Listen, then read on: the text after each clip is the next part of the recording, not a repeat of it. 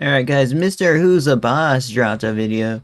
Guys, when it popped up in my recommended, it didn't even look like a Mr. Who's a Boss video. But you know how, Mr. Who's a Boss and Marquise just love talking about the new, like, iPhone when it comes out. So we got, but like when I saw the thumbnail, I didn't think it would come from like a huge channel like his, just like a battery test. I thought it was gonna be like a little bit smaller of YouTube, maybe a few 100,000 subscribers or something. That'd make a video like this. But hey, Mr. Boot, who's the boss, said nah, I'll go ahead and do it. Now I never had the iPhone 13, 14, 15 at all, but I have had an iPhone like 11 or 12, so. Let's just get right into it, guys. Let's check it out. 15s. Apple talked about how they're the most power efficient phones ever, including one claim that said they were up to 3 times more power efficient than their competitors. But that's power. Okay.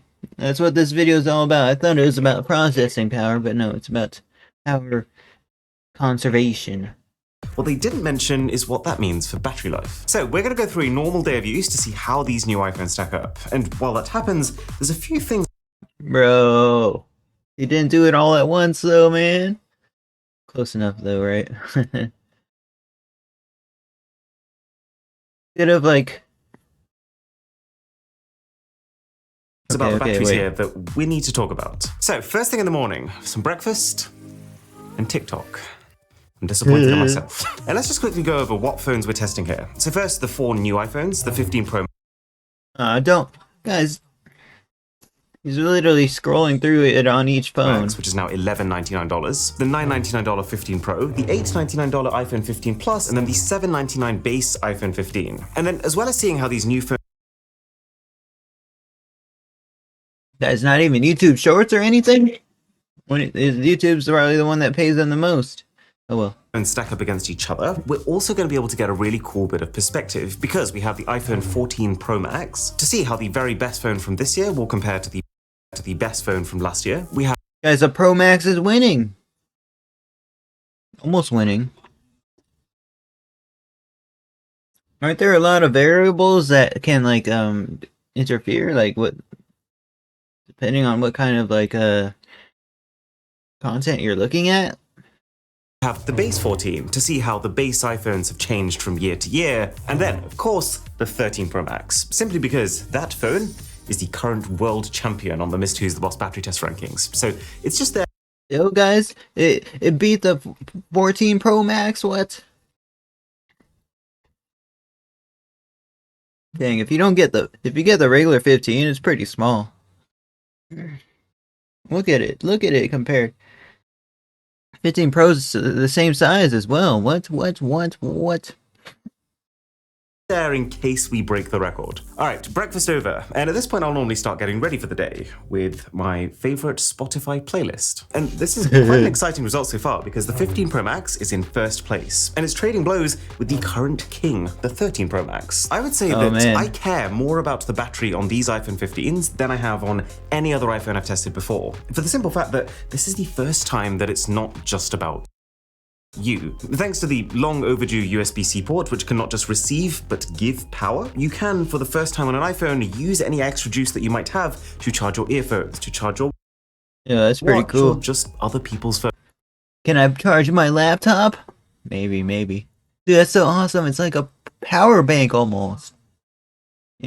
Phones in the future will have something like this on all of them, like a really, really powerful battery and stuff. That can like double as a power generator for a while, maybe. That'd be cool. Phones. Which means that it's not really the case anymore that as soon as you get a day's worth of battery, that's plenty. I'll take every drop I can get. Okay, so we are 2 hours in now. Okay, clear winner is the iPhone 15 Pro Max. Clear, but still by a small margin, though. Probably time I do some work. So this is ChatGPT 4. It's the most current version of ChatGPT. Let's ask it to do our work for us. If you haven't played around with GPT-4, by the way, very fun tool. Like, just as a joke, I'm asking it right now to give 100 reasons why cats are better than dogs, and it's doing it. So looking at the current percentages. Yeah, ain't no human gonna sit there and do it, right, guys? We got ChatGPTs for that. What's very exciting here is that the 15 Pro Max is just now ever so slightly edging out every single other phone on this test. What's not as exciting is that the smaller Pro is in last place. We're gonna dig into this in a minute because I have a theory, but for now, Yikes, man. time for a Zoom meeting with myself.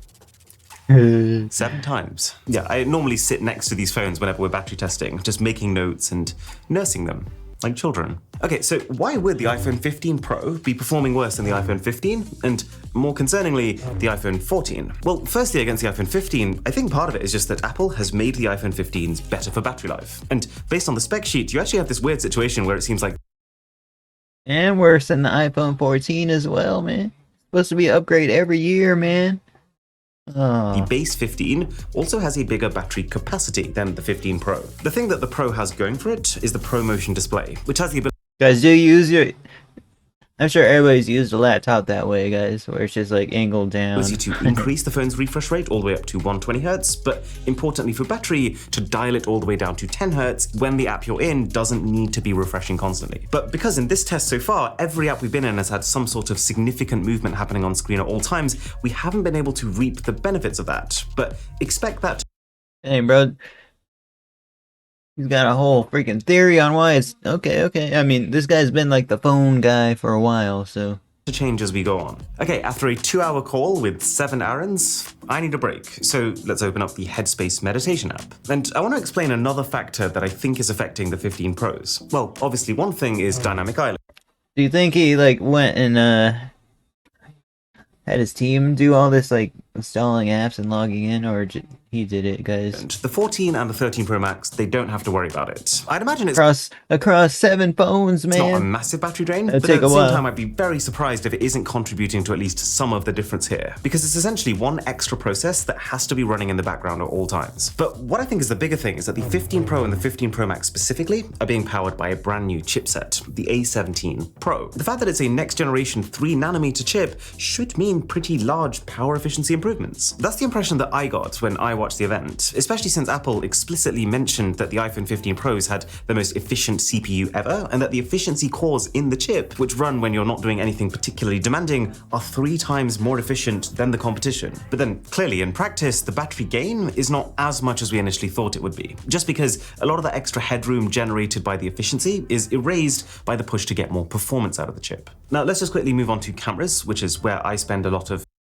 That just flew by me. I apologize, guys. my time recording. Now, this hit to power efficiency is not my ideal. Like I was saying earlier, that with these phones in particular, I want that battery. But what does make me feel slightly better about this is that it looks like the battery life of the 15 series is still looking better than the battery life of the 14 series. The 15 Pro Max is beating the 14 Pro Max and the 13 Pro Max, mind you. And then the base 15 I'm trying to, like, compare them, but he's just explaining it fast enough. is absolutely destroying the base 14. And also, just the fact that for the first time, it looks like Apple's making a big push to try and create this exclusive lineup of console games that will also play on these iPhone 15 Pros. Yeah, that's always cool to have. I never actually, you know... I have a Motorola G Power 2022. I'm lucky to play Game Boy Advance on it. But yeah. There's only 4 games that have been officially promised so far, but if that gets delivered on in a big way, then that would be one of the few things that would make me okay with them prioritizing the bump in graphics power instead of pushing for endurance from the last generation. I suppose the other thing to bear in mind as we move on to YouTube, which is usually where our content ends up after we film, is that while it's easy to get caught up in the chips and how much they're improving from an efficiency standpoint, the biggest effect on your battery life Watching your own videos? Why not? is going to be your screen. And while Now, it might be a little bit of extra ad revenue that he did it, though, not gonna lie. display tech is improving, it just doesn't feel like it's improving quick enough to make a tangible difference between these generations. Okay, so we're winding down the day now with some gaming, but do you notice something very interesting that's kind of been happening under our eyes with these batteries? We spent so much time talking about the pros that we've completely neglected the 15 Plus, which is now squarely in first place. This is Snap, what the heck? impeccable performance. It just started winning all of a sudden, man. See what I mean? He has to do this test like 100 times over, man, to get like real results, doesn't he?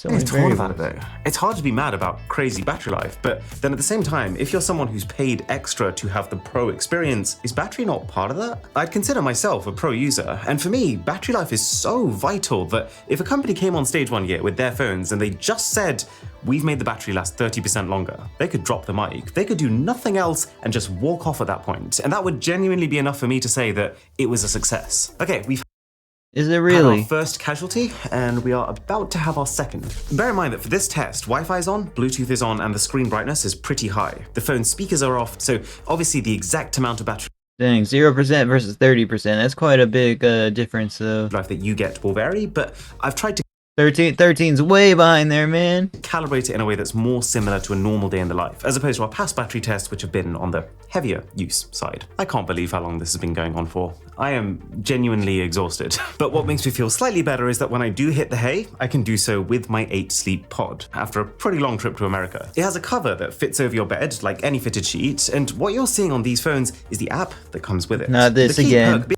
Not this again. being it's temperature controlled. It's set to my perfect temperature, so I don't need to That's like 2 videos back to back where he has a sponsor, man. worry about having a loud fan next to my face. And then as you go through the night, it'll automatically adjust this temperature to make sure that your body hits all the important sleep stages. And then it also tracks your sleep and gives you detailed stats about how you slept and how you could improve. Like, this is mine from yesterday. Let's not dwell on that. It shows me how much deep sleep I had and at what point I was awake. And if you prefer a cooler temperature, but you have a partner who likes to sleep on a stove, you can set each side to different temperatures. It's expensive, Sleep on a but stove? there's few things more worth investing in than your sleep. I bought this for myself a few years ago and okay, time for We're gonna skip through that. the Sorry, results. guys. So, the iPhone 14 is in last place with 9 hours and 2 minutes. It goes without saying that this is not bad battery life. It's far more than you'd get on something like the iPhone SE, and 9 hours of active use, though. Mine's like 5 hours, so not bad. is enough for, I would still say, 80% of phone users. Then you got the iPhone 15 Pro, which did not last as long as I hoped and I expected it would. Likely the combination of a more power-hungry chip without the bigger battery capacity of the 15 Pro Max. But equally, I have been using this phone alongside a 14 Pro, and I found it consistently a little better, which is to say, it's plenty for most people, but it's not the phone if you're a big power user. It's almost quite funny then to see that next, lasting over half an hour longer, is the base iPhone 15. What do you think to this? I mean, it's obviously really good battery life for a base These look kind of small, though, don't they, guys? My phones are alright. I really wish they changed the camera design, though.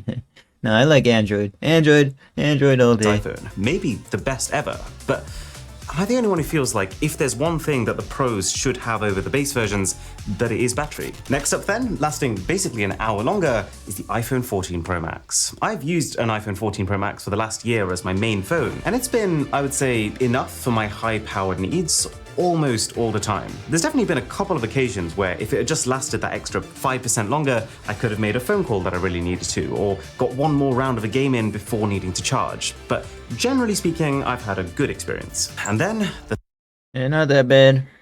It's a good device. 13 Pro Max, which honestly has not once caused me problems. I'm not surprised to see it in front of the 14 Hey, when you're spending upward to close to $1,000 for these things, they better not. You know what I mean? That's almost as much as a car, man. Pro Max, since that also reflects my day-to-day experience with the phone. What that means though, is that yes, the 15 Pro Max is the best performing Max phone so far. This is an extremely strong run that it's had, and the result makes sense.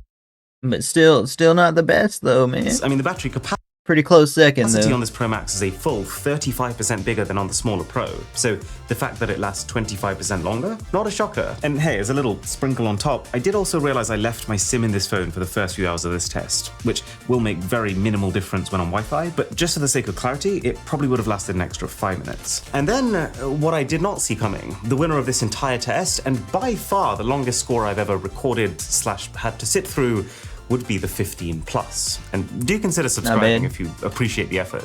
I do like a nice pink. I would get that. This is actually such a lead over not just the phones that finished early, but nice pink iPhone. also guys. the Pro Maxes. For about 10 minutes after this test finished, I was unironically just sitting there, contemplating putting the 15 Pro Max in a drawer and switching to this. This is Alright, guys. Let's see the 15 Pro versus 14 Pro versus 13 Pro. Gosh, not another video like that. The drop in the stress chest for the iPhone 15 not doing well. Hey, I mean, it got first place, didn't it? They have 4 versions of the 15, right, guys? 4 versions? How many versions? 1, 2. Oh my goodness. 4 versions. Sheesh. Alright, guys. Thank you for watching. Like, comment, subscribe. Thank you for. We'll see you guys next one, okay?